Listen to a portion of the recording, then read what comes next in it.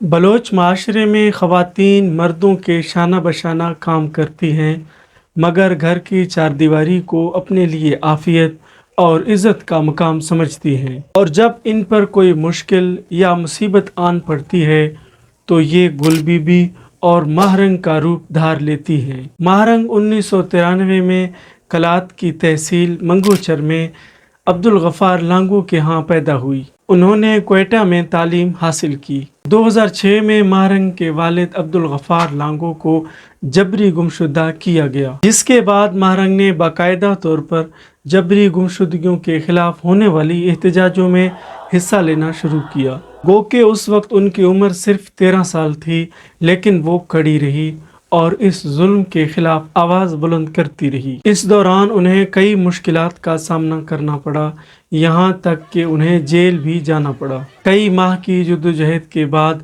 ان کے والد کو عدالت میں پیش کیا گیا۔ کئی ماہ جیل میں رہنے کے بعد جب وہ رہا ہوئے تو رہائی کے 6 ماہ بعد انہیں پھر لاپتہ کیا گیا، جس کے بعد ماہرنگ نے باقاعدہ طور پر تحریکوں کا آغاز کیا، عدلیہ سے رجوع کیا، مگر ان کے والد بازیاب نہ ہو سکے۔ کئی ماہ بعد گڈانی میں ایک مسخ شدہ لاش پایا گیا، جس کی تشخیص عبدالغفار کے نام سے ہوئی، اور وہی ماہرنگ کا والد تھا جسے روئے زمین پر موجود ہر طرح کی اذیتیں دے کر جینے کا حق چھین لیا گیا تھا۔ اور یہی وہ واقعہ تھا جس نے ماہرنگ اور ان جیسی کئی خواتین کی زندگیاں بدل دیں، جن کا مقصد اب صرف انصاف حاصل کرنا ہے۔ بلند و بالا پرسکون پہاڑوں اور قدرتی معدنیات سے مالا مال بلوچستان کو امن کا گہوارہ بنانا ہے، جس پر امن اور انصاف کے ساتھ رہنے کی خواہش میں بلوچ کئی صدیوں سے کوشاں ہیں۔ ناموافق حالات کے باوجود ماہرنگ نے 2021 میں بولان میڈیکل کالج سے گریجویشن کیا۔ ایک ڈاکٹر ہونے کے باوجود وہ ریاست کی ناانصافیوں سے نالاں ہیں، اور وہ جا بجا حکومت کو اس بات کی تلقین کرتے ہوئے نظر آتی ہیں کہ ظلم کا نظام نہیں چل سکتا۔ ملک میں امن صرف اس صورت میں ممکن ہے کہ ان ناانصافیوں کا ازالہ کیا جائے۔ امن صرف اور صرف انصاف سے ہی ممکن ہے۔ جبری گمشدہ لوگوں کو بازیاب کرایا جائے، اور اگر وہ گناہ گار ہیں تو انہیں عام عدالتوں میں پیش کر کے سزا دی جائے۔ لوگوں کو جبری طور پر لاپتہ کرنا انسانی تاریخ میں ایک انتہائی شرمناک عمل ہے۔ ماہرنگ کی حق گوئی اور انصاف کے لیے جدوجہد ہر انصاف پرست کے دل میں گھر کر گئی۔ اسی لیے بلوچستان سمیت پورے ملک میں ماہرنگ کے نام کا چرچا ہوا۔ بلوچ یکجہتی کمیٹی کے نام سے ایک تحریک کا آغاز کیا گیا، جس کا مقصد بلوچ لاپتہ افراد کو بازیاب کرانا تھا۔ اس تحریک نے اس وقت زور پکڑی جب تربت میں بالاچ نامی ایک نوجوان کو سی ٹی ڈی کے اہلکاروں نے بے دردی سے مارا اور اس کے لواحقین نے تربت میں دھرنا دیا۔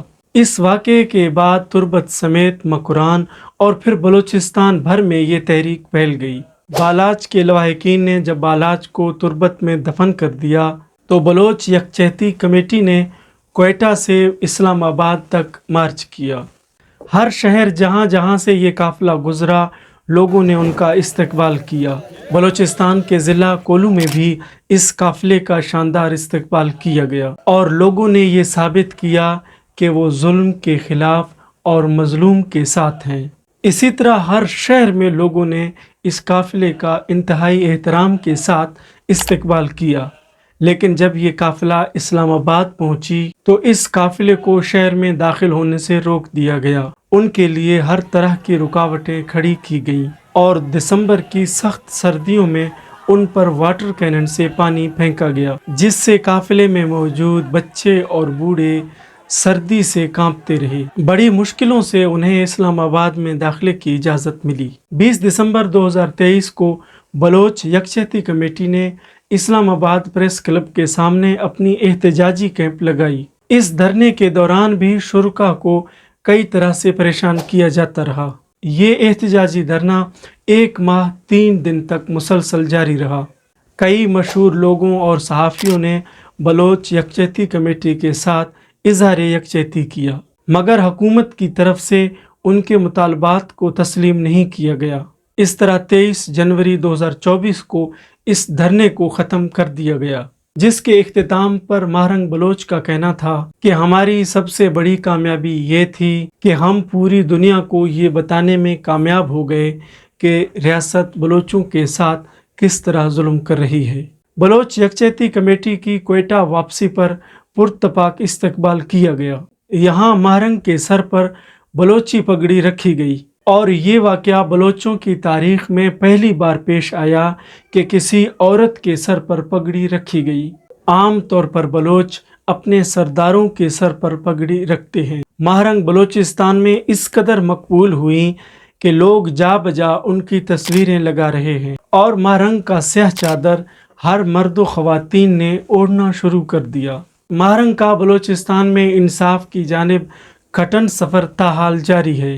بلوچ یکجہتی کمیٹی کی جانب سے 28 جولائی 2024 کو گوادر میں ملک بھر کے بلوچوں کا ایک تاریخی جلسہ بلوچ راجی مچھی کا اعلان کیا گیا ہے، جس میں تمام تر رکاوٹوں کے باوجود ہر شہر سے لاکھوں لوگ شرکت کے لیے رواں دواں ہیں۔ اللہ کریم سے دعا ہے کہ ملک بھر میں انصاف کا بول بالا ہو، ظلم اور جبر کا نظام مٹ جائے اور ہر جانب امن و امان ہو۔